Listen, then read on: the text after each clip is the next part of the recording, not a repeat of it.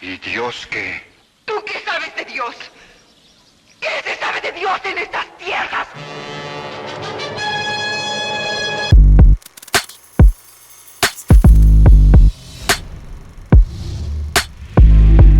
Bueno, ya sé que esta película no es de 1960, pero como técnicamente se filmó en ese año, vamos a considerarla así.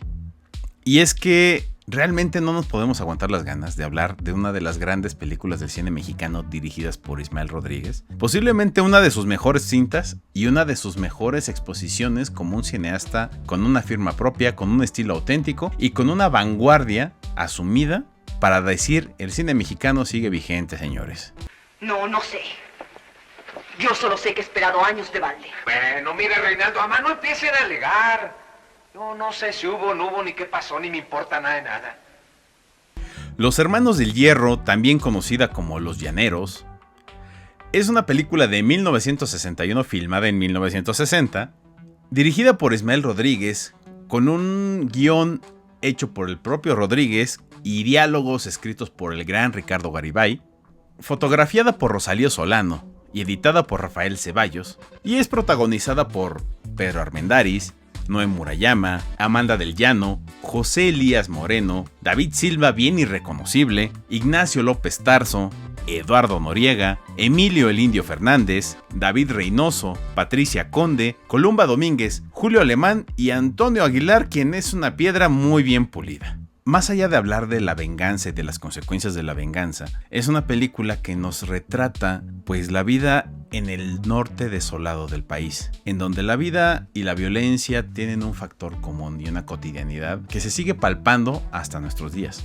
Es una película que nos habla de cómo dos hermanos tienen que lidiar contra ese ecosistema, si podemos llamarlo así, y cómo tienen que lidiar con las consecuencias de acciones de las que primero fueron víctimas y después se convirtieron en victimarios. La cosa es que no lo quiero ver. Si un día eres político, ya te darás cuenta.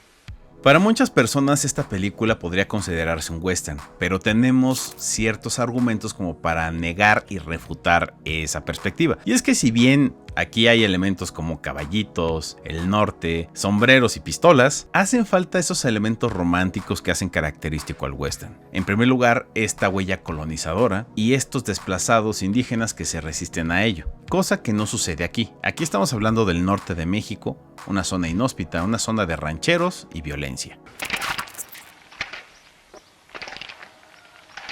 Tal vez una de las razones por la que esta película también se siente atemporal tiene mucho que ver con la forma en la que el cine, principalmente en Estados Unidos, comenzó a transformarse. Películas como esta darían pie inclusive a tener una narrativa similar en Hollywood. The Wild Bunch, Butch Cassidy and the Sundance Kid y un poquito en la primera versión de True Grit. El cine en los años 60 trataba de reinterpretar la historia tratando de ser no tan romántico, sí un poco más complejo y mucho más humano, porque el romanticismo de lo que fue el pasado empieza a subvertirse. Empezamos en México a subvertir la Revolución Mexicana, empezamos a hablar de la crudeza que se vivió en la Revolución Mexicana. Lo mismo harían los estadounidenses al retomar y volver a narrar la Gran Depresión del 29, pero también la colonización del Viejo Oeste, con toda la crudeza, con toda la explotación y la suciedad que implicaba vivir en un paraje desolado y alejado de toda civilización posible. Venga para acá, amigo, le convido una copa. Muy deslenguado y muy fantoche. Es huerco todavía, no le haga caso. Venga para acá. Yo solo estaba jugando. Ya le pegó, hombre. Venga, amigo, venga.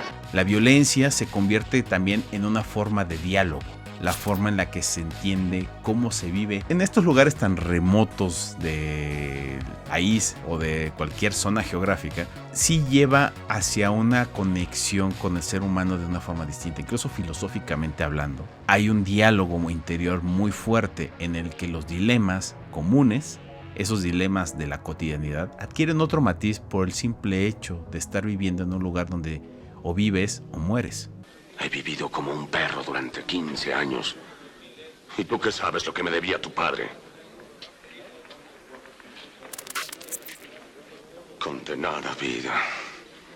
El desierto se convierte en un escenario metafórico de la propia condición humana. Todos los seres que están interactuando dentro de este escenario tienen la cualidad de entender la vida desde otra forma. Y esto abre posibilidades a la hora de escribir una historia, de introducir ideas y reflexiones demasiado profundas acerca de cómo el ser humano soporta vivir consigo mismo. En los años 60 se estaba viviendo una guerra fría, tal vez estaba en el punto de mayor auge. Todavía no sucedía la crisis de los misiles, pero existía todo este temor de tener esta carrera nuclear, esta carrera al espacio. El hecho de que el ser humano tras la Segunda Guerra Mundial estaba volviendo a encontrar pues su propio rumbo. Ya no había un conflicto ni un enemigo común con quien enfrentarse, sino que estaba, y tal como lo vivimos en la actualidad, tratando de lidiar con nosotros mismos y entender para dónde vas a jalar. Y olvidémonos de modelos económicos. Aquí estamos hablando de la misma condición humana en la que sobrevivir implica también estar en un estado de alerta constante, porque no sabes cuándo esa paz puede ser interrumpida. Eres bueno para no acordarte de las cosas. La miseria y la vida de viuda aquí irrumpirá años y años trabajando para ustedes.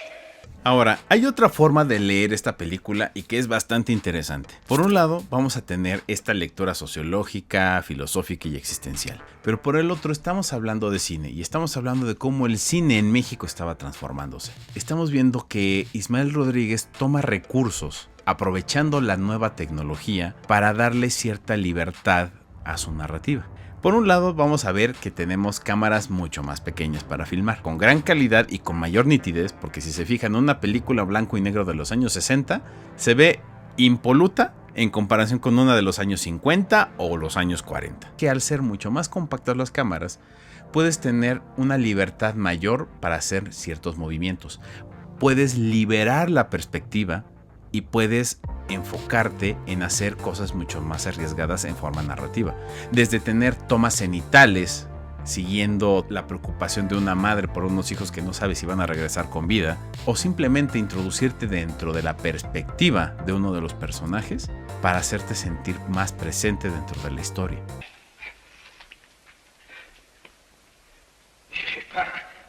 Échemelo, pero no me vean. Mis calcetines y mi chaqueta, mamá. Y visto por otra parte, bueno, en México esta película podría decirse que es como que la semillita que dio pie a que existiera un género en México muy conocido como el tequila western.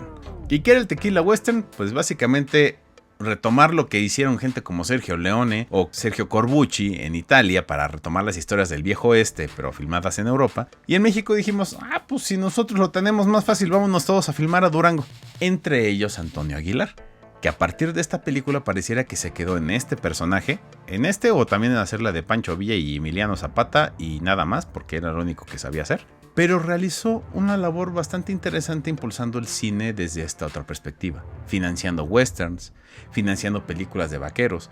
Sí, Antonio Aguilar se quedó atrapado como el personaje que vemos en esta película, pero afortunadamente también nos trajo a una leyenda del western mexicano que analizaremos en un futuro, el Tunco Maclovio, también protagonizado por Julio Alemán.